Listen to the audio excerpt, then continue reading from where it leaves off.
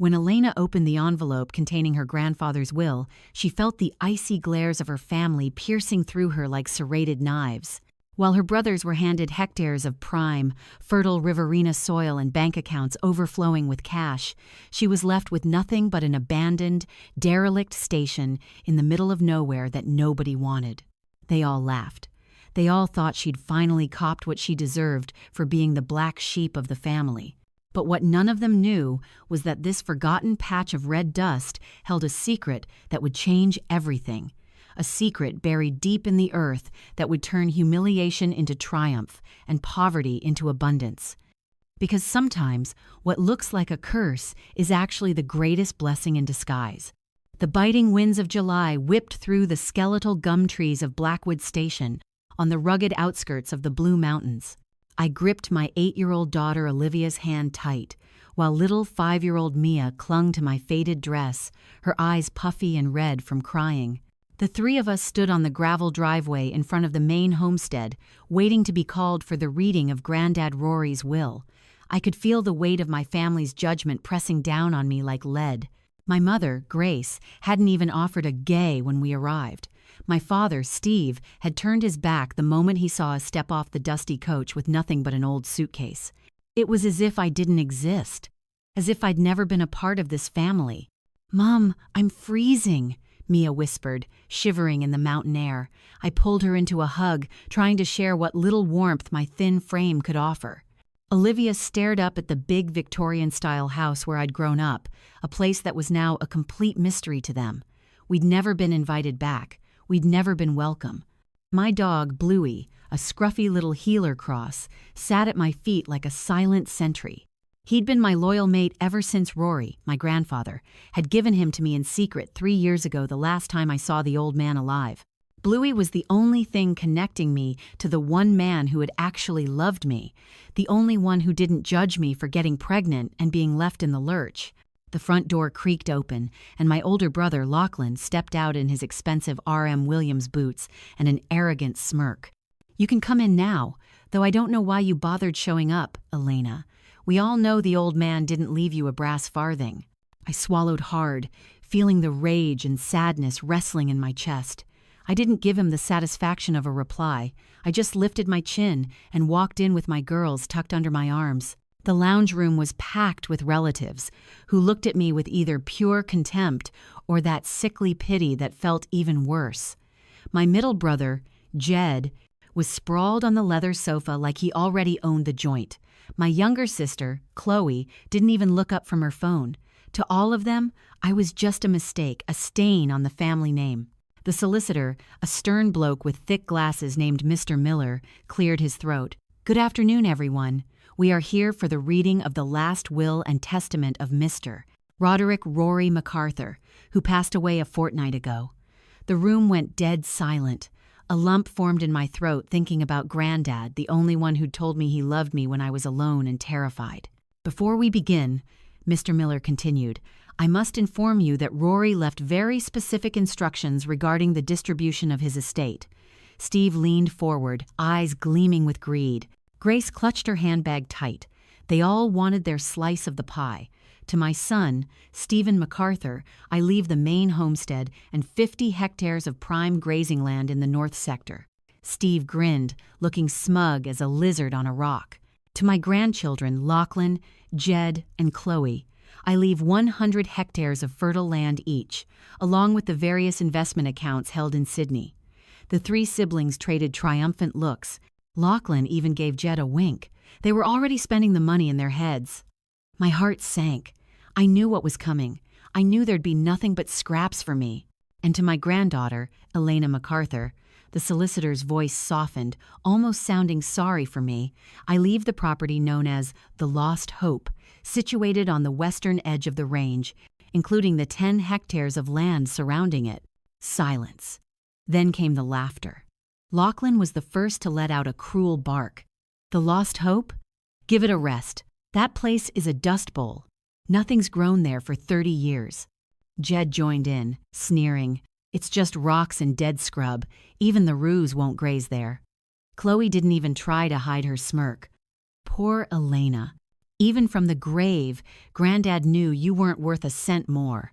The words hit me like a bucket of boiling water, but I didn't cry. I wouldn't give them the pleasure. Grace stood up with a cold smile. Well, darling, at least you got something. You should be grateful. After the shame you brought us, getting knocked up by that no-hoper who did a runner, it's more than you deserve. Steve nodded, crossing his arms. Your mother's right. When you walked out of this house pregnant and alone, you said you didn't need our help. Now you've got your own dirt. Don't come crawling back when the hunger kicks in. I clenched my fists so hard my nails drew blood. I wanted to scream, to defend my dignity, but the words were choked in my throat. Olivia looked at me with tears welling in her eyes, and Mia started sobbing quietly.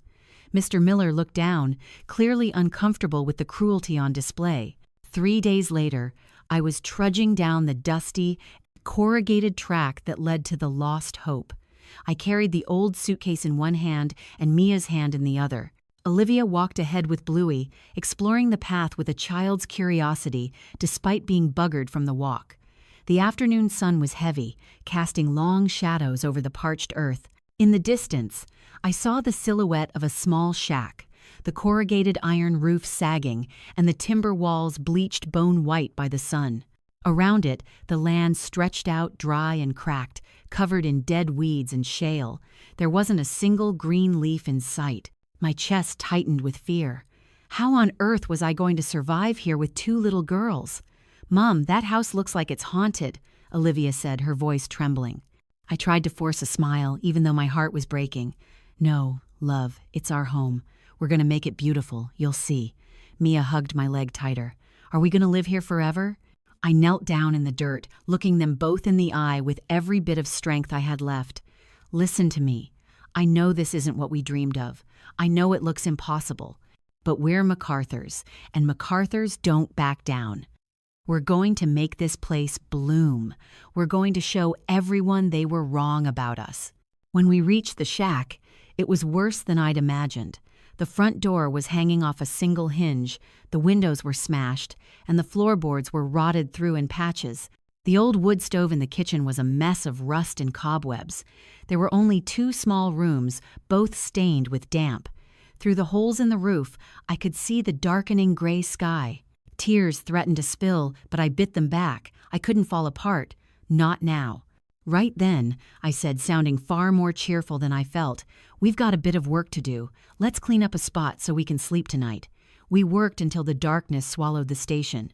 I swept and scrubbed with some old rags, while the girls gathered fallen branches from the yard to start a small fire. Bluey stayed by the door, a loyal guard against the freezing night. For tea, I heated up the last of the tinned beans and some damper I'd made. We ate in silence, huddling together on the floor because there wasn't a stick of furniture. The house groaned in the wind, and the sounds of the bush at night were terrifying, but at least we were together. At least we had a roof, even if it was full of holes. Mom, Olivia whispered in the dark, do you reckon we can really do this? I pulled them both close, feeling the warmth of their small bodies. We'll make it, bub, I promise. The first few weeks were a bloody nightmare. I tried to turn the soil with an old spade I found in a collapsed shed, but the ground was so hard it was like hitting concrete. The sun baked me without mercy. My hands were a mess of blisters that burst and bled. Olivia tried to help by picking up rocks, but there were so many it felt like trying to empty the ocean with a teaspoon. Mia played with Bluey near the house, singing songs to drown out the hunger we all felt.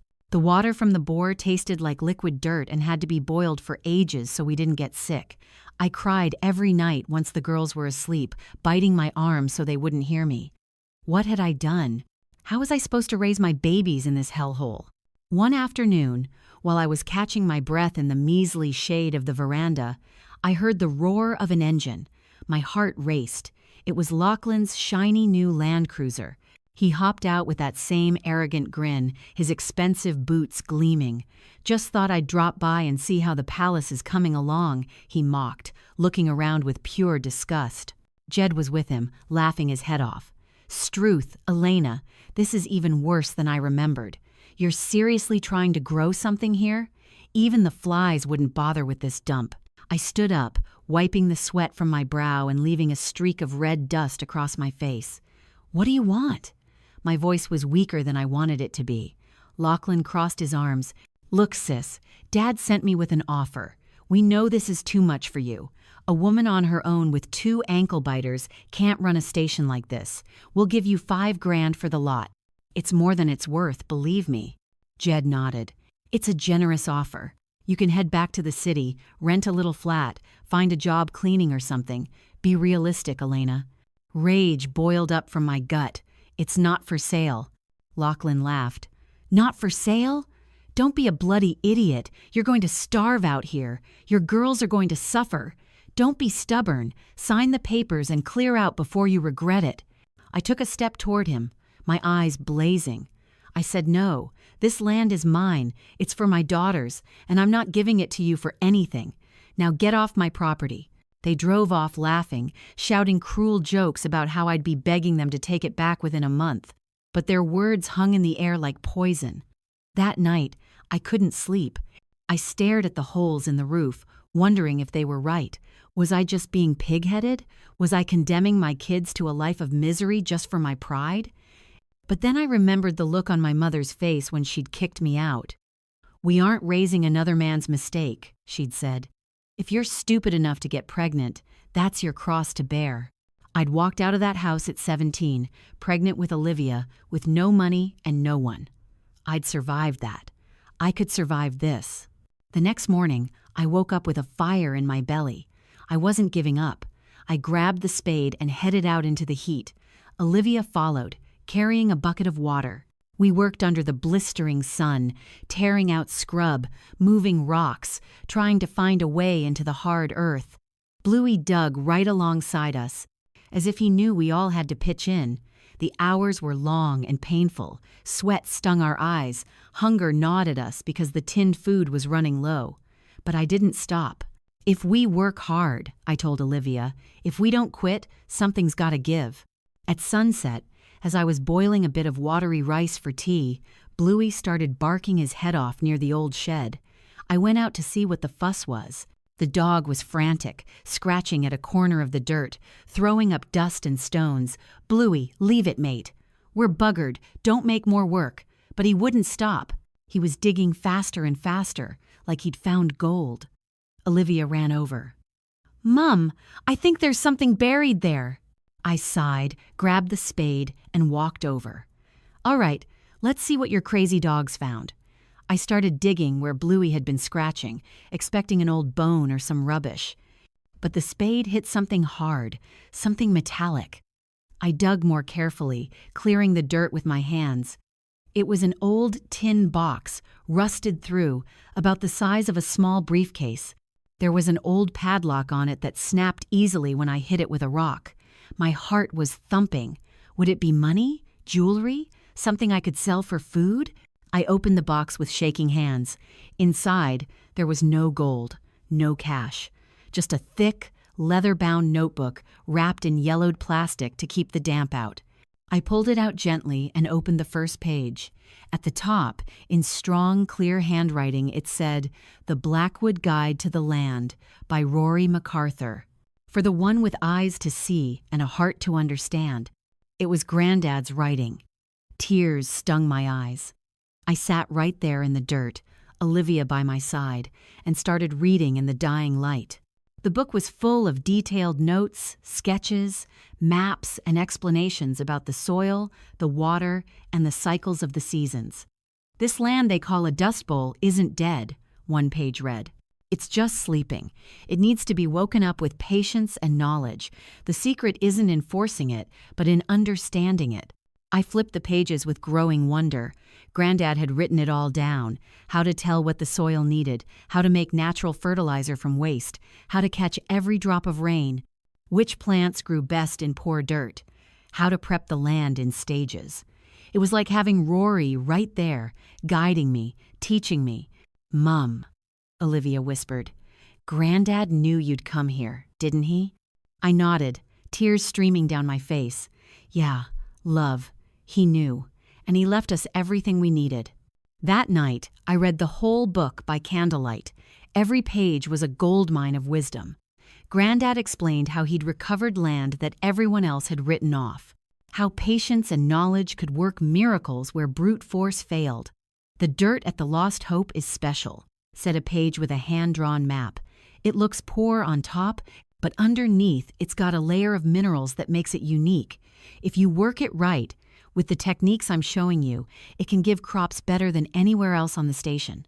That's why I kept it for the one who really needed it, not for the greedy ones, but for the one with the heart to work it with love. I closed the book and pressed it to my chest. "Thank you, Granddad," I whispered. "I won't let you down." From that day on, everything changed. I followed the book to the letter. First, I dug shallow trenches in half-moon shapes to catch the water when the rain finally came. Then I mixed the dry soil with old manure I found in the shed, making the natural compost Granddad described. I planted saltbush and wattle around the edges, tough Aussie plants that could handle the dry and help hold the moisture in. Every day I checked the book, learning something new. Olivia helped me, repeating Granddad's lessons like they were prayers. Mia brought us water and sang to keep our spirits up. Bluey watched over us, looking proud as a king. The work was still backbreaking, but now it had a purpose. It had hope. Weeks passed, and the lost hope started to transform. The first green shoots appeared on the plants I'd put in.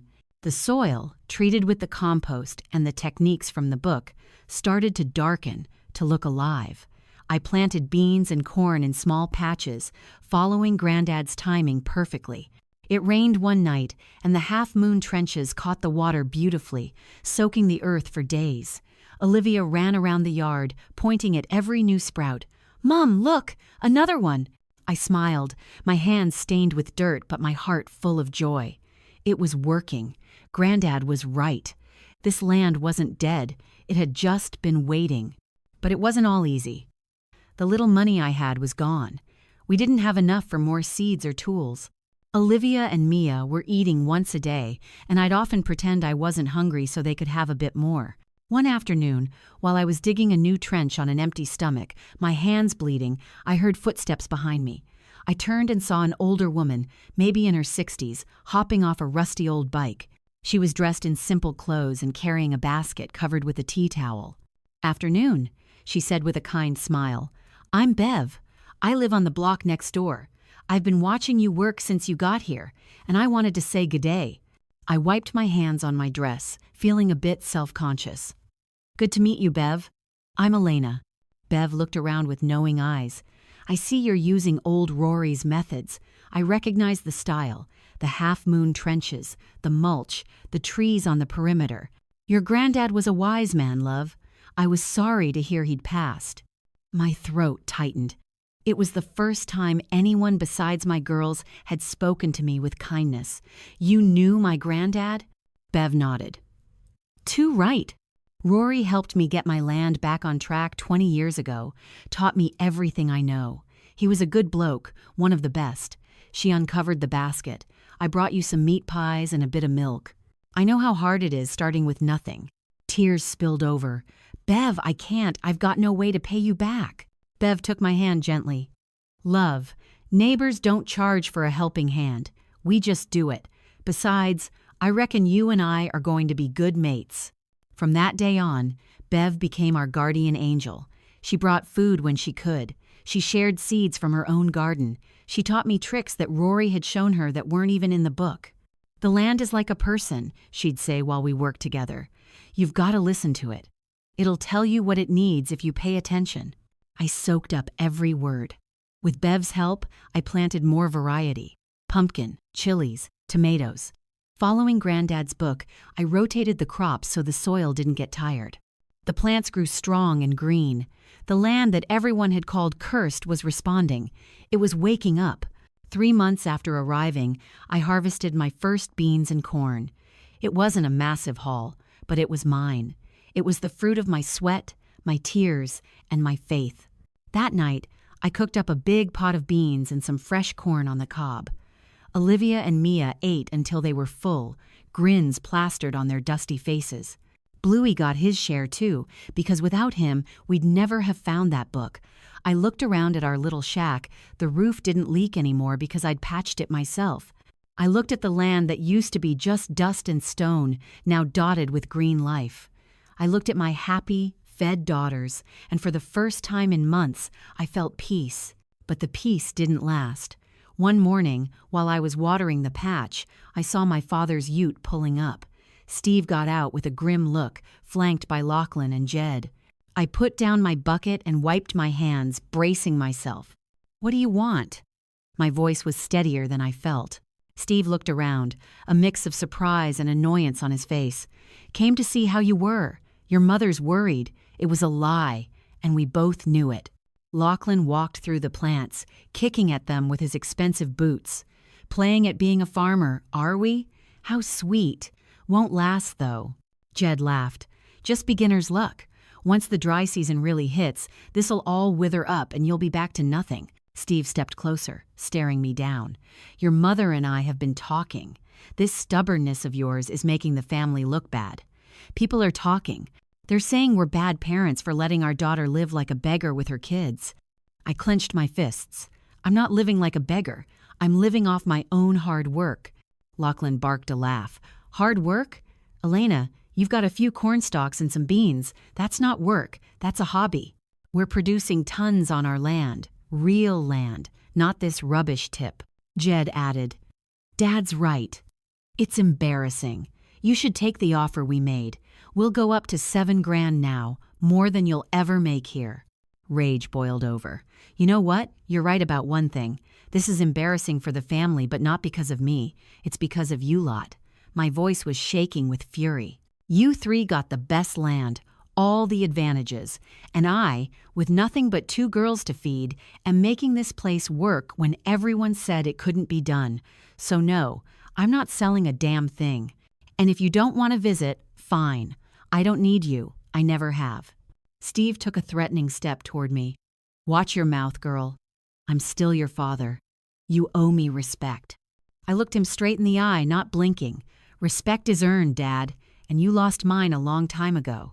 The 3 of them stormed off, slamming the ute doors and kicking up a cloud of red dust. Olivia ran out of the shack, looking terrified. "Mom, are you okay?" I heard the yelling. I hugged her tight, still buzzing with adrenaline.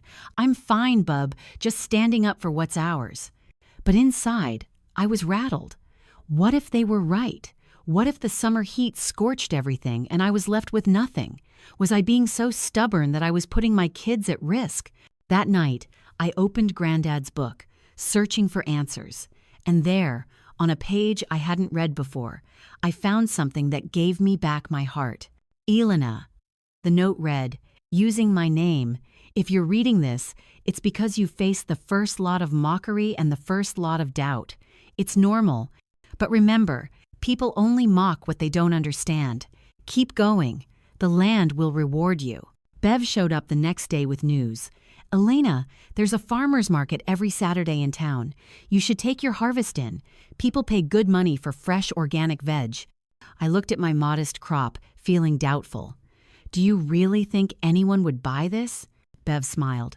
"Love, you've got no idea what you're sitting on. The veg you grow with Rory's methods is different. Tastier, better for you. People notice." So that Saturday, I filled a basket with my best pumpkins, tomatoes, and corn. I put on my best dress, brushed the girls' hair neat, and the 3 of us walked into town with Bluey trailing behind. Bev had lent us an old barrow to carry the goods. The market was a sea of people, colors, and smells. I found a small, empty spot and laid out an old blanket to display my veg. I felt tiny and out of place next to the big stalls overflowing with produce. 10 minutes passed. No one came. 20 minutes. I felt the heat of embarrassment rising in my face.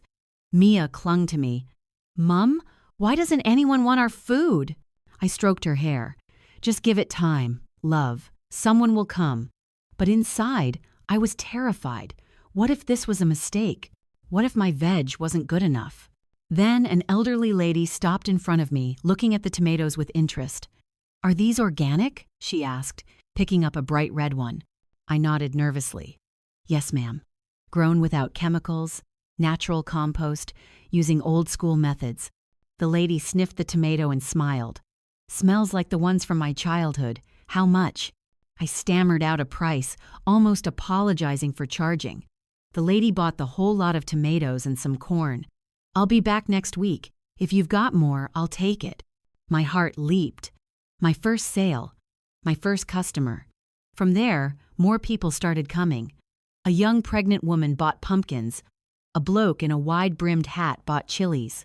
By midday, I'd sold half my stock. The money wasn't a fortune, but it was honest. It was mine. In the weeks that followed, I became a regular at the market. Customers started looking for me. The veggie lady from Blackwood, they called me. Some asked for gardening advice. Others just wanted a yarn. I found I loved talking to people, sharing Granddad's wisdom. Olivia and Mia became part of the business, helping weigh the veg and give change. Bluey stayed under the stall, getting pats from all the kids. With the market money, I bought more seeds, a new shovel, and some chickens for eggs. Life was still hard, but it wasn't desperate. We didn't go to bed hungry anymore. We didn't have to count every cent. Slowly but surely, we were making it. But the universe had more surprises in store. One Saturday, an elegant-looking man in his 40s stopped by. He was wearing a suit and carrying a leather briefcase. "Are you Elena MacArthur?" I nodded cautiously. "I am. Why?" The man handed me a card. "I'm Mark Thompson. I work for an agricultural co-op that sources organic produce. I've heard about you and your veg. Could we talk business?" I felt the world pause for a second. "Business? With me?" Mark smiled. "Your reputation at the market is top-notch. People say your produce is the best in the region. We're looking for reliable suppliers. If you're interested, we could talk about a contract." I looked at my daughters, their eyes wide with excitement, and then back at Mark. "Yes," I said, my voice firm. "I'm very interested." 2 weeks later, Mark visited the Lost Hope with 2 agronomists. They walked the land, checked the plants, and tested the soil. I showed them Granddad's book, explaining the techniques I used. The agronomists traded amazed looks. "This is incredibly advanced sustainable farming," one said. "Where did you learn this?" I smiled with pride. "My granddad taught me. He was a master of the land." Mark nodded, impressed. "Elena, we'd like to make you a formal offer. If you expand your production, we'll buy everything you grow at a fair price. We'll also provide technical support and funding to improve your infrastructure." Tears of joy pricked my eyes. "Seriously?" Mark held out his hand. "Seriously, I've got a contract here. Read it over, and if you're happy, we'll sign." I signed that contract with shaking hands. It was the moment that changed everything. The co-op gave me an advance to buy better tools, more seeds, and materials for a small greenhouse and a drip irrigation system. In return, I committed to a certain amount of organic veg every month. Mark was honest with me. "It won't be easy, Elena. You'll have to work bloody hard. But if you keep doing what you're doing, with this quality and heart, this could grow into something big." I nodded, determination in my eyes. "I'm no stranger to hard work. I won't let you down." When they left, I grabbed the girls and we danced right there in the middle of the dirt. Bluey barked along, caught up in the madness. For the first time since we'd arrived at the Lost Hope, the future didn't look dark. It looked brilliant. With the advance money, I transformed the place. I built a greenhouse with timber and poly to protect the delicate plants from the harsh sun. I installed the drip irrigation, following Granddad's sketches to save every drop of water. I got more chooks and built them a proper coop. Bev helped me plan the crop rotation to keep the soil healthy year-round. The land that used to look dead was now a patchwork of life. Every section had a purpose. The trees I'd planted were growing tall, acting as windbreaks and shade. The soil was rich and dark. No one would recognize the Lost Hope now. Olivia, now 9, became my right hand. She learned to spot pests, make natural remedies from plants, and look after the chooks. She knew Granddad's book by heart and quoted it with pride. Mia, at 6, was in charge of the greenhouse plants and making sure Bluey didn't eat the veg. The 3 of us worked like a well-oiled machine. I taught them as we worked. "The land isn't just dirt," I'd tell them. "It's our teacher. It teaches us patience, discipline, and respect. If we look after it, it looks after us." The girls soaked it all up, not just farming skills, but life lessons they'd carry forever. Months passed, and the Lost Hope became a model for organic farming in the region. I met every delivery to the co-op on time. My veg was in high demand. Mark visited regularly, always floored by the progress. Elena, I've worked with plenty of growers, but few have your drive. You've turned a barren block into one of the most productive spots in the district. I just smile, staying humble. It's not me, Mark. It's what my granddad taught me. I'm just following the path he laid out. But inside, my heart was bursting with pride. Not out of vanity, but because I'd proven it could be done. That a woman on her own, with 2 kids and no backing, could make it with nothing but grit and faith. Word of my success started to spread. Other small farmers came to visit, asking for advice. I welcomed them with open arms, just like Granddad would have. I showed them my techniques, let them copy pages from the book, and gave them seeds from my best plants. Knowledge is useless if you keep it locked away, I'd say. Bev watched me with a soft smile. You're just like Rory, love. He always shared what he knew without expecting a thing in return. I'd get choked up every time someone compared me to him. It was the best compliment I could ever receive. Slowly, a little network of organic growers formed, all inspired by what we were doing at the Lost Hope. But not everyone was happy. One afternoon, while I was in the greenhouse, I saw my father's ute again. This time he was alone. Steve got out, looking serious, almost somber. I put down my tools and went to meet him, wiping my hands on my apron. Dad. My voice was neutral, not warm, but not hostile either. Steve looked around, and for the first time, I saw something in his eyes that wasn't contempt. It was wonder, maybe even respect. I've heard people talking in town, he said finally. They're saying, you've worked a miracle here. It's not a miracle, Dad. It's hard work. There was an uncomfortable silence between us, filled with years of hurt and things left unsaid.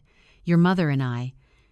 We made mistakes with you, Steve said, not meeting my eye. We thought we were teaching you responsibility, but the truth is, we punished you for something that wasn't entirely your fault. You were young, and we were hard, too hard. I felt something shift in my chest, but it wasn't forgiveness yet. It was acknowledgement. Why are you telling me this now?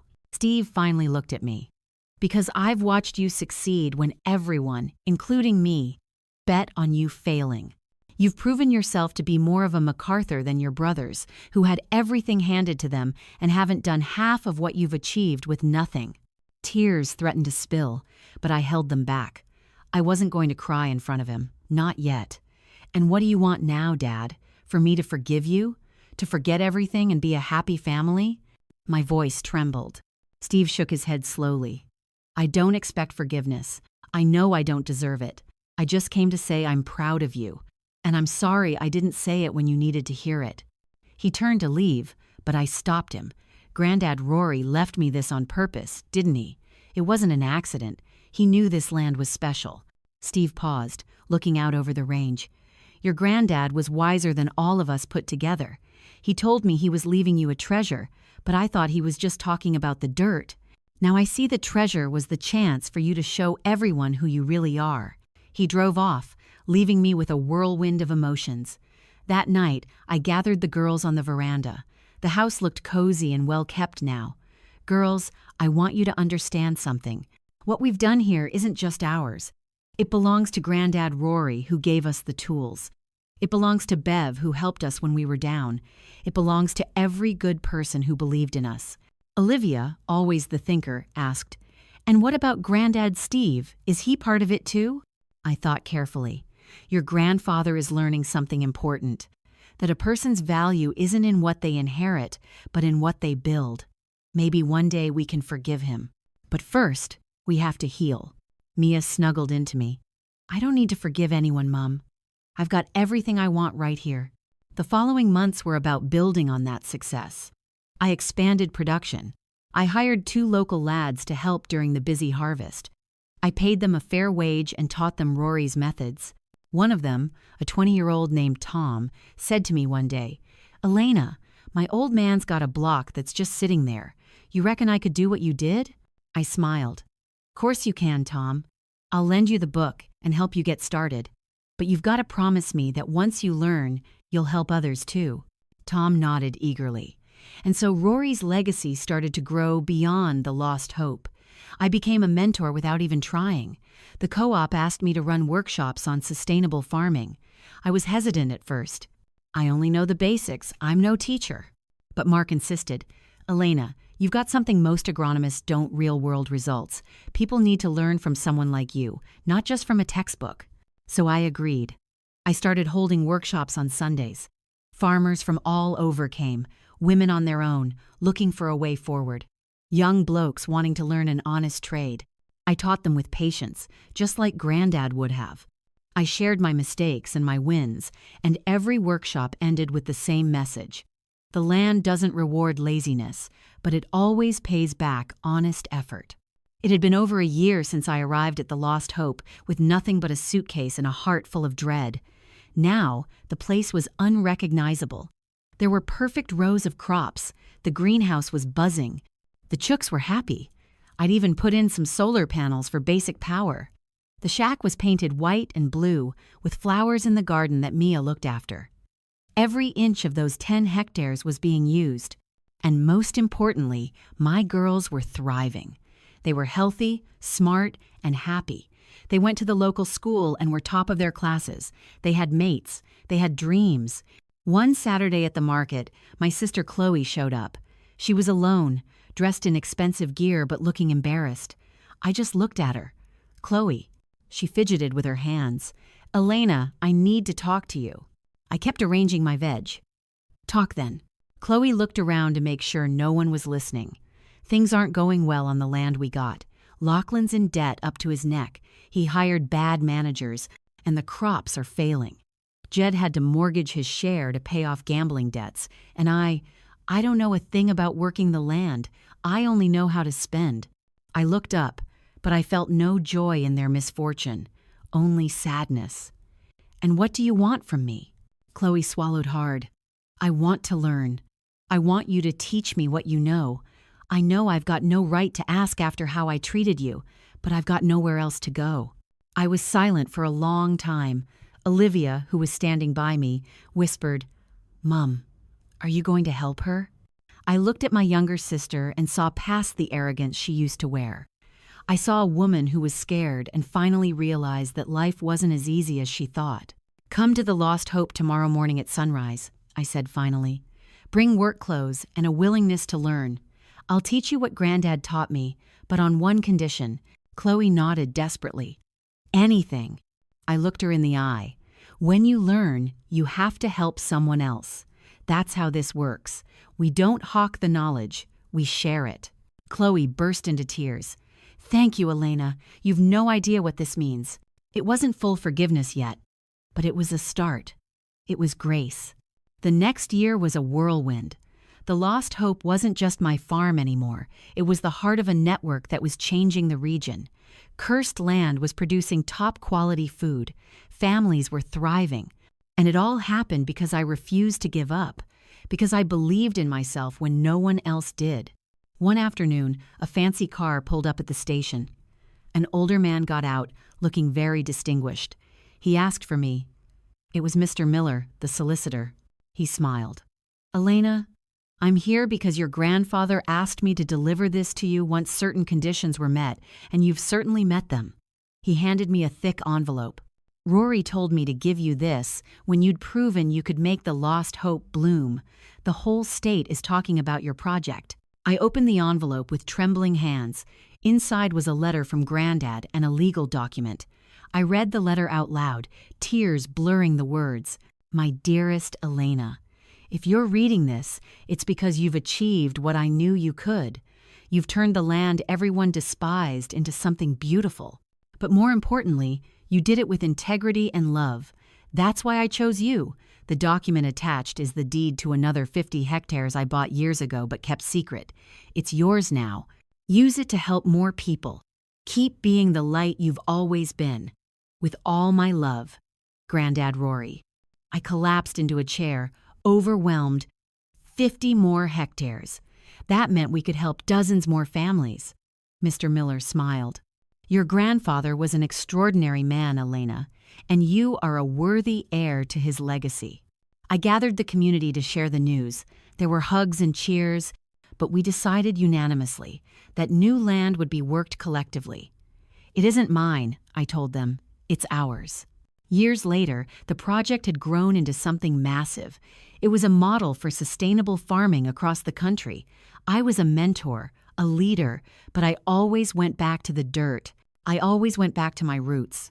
Olivia went off to university to study agronomy, wanting to take the work even further. Mia wanted to be a teacher to show kids the importance of the land. One quiet Sunday, I sat on the veranda, stroking Bluey, who was old and gray now. "We did it, old mate," I whispered. "We didn't just make the land bloom, we made people bloom." I opened Granddad's book to the last page, where there was a note I'd never read aloud. The greatest success isn't what you achieve for yourself, but how many hands you lift up along the way. I looked out over my green, thriving land and knew he was right. I hadn't just recovered a station, I'd recovered a family, a community, and myself. And that harvest would never end. Would you like me to refine a specific part of this story, or perhaps focus more on a particular character's journey?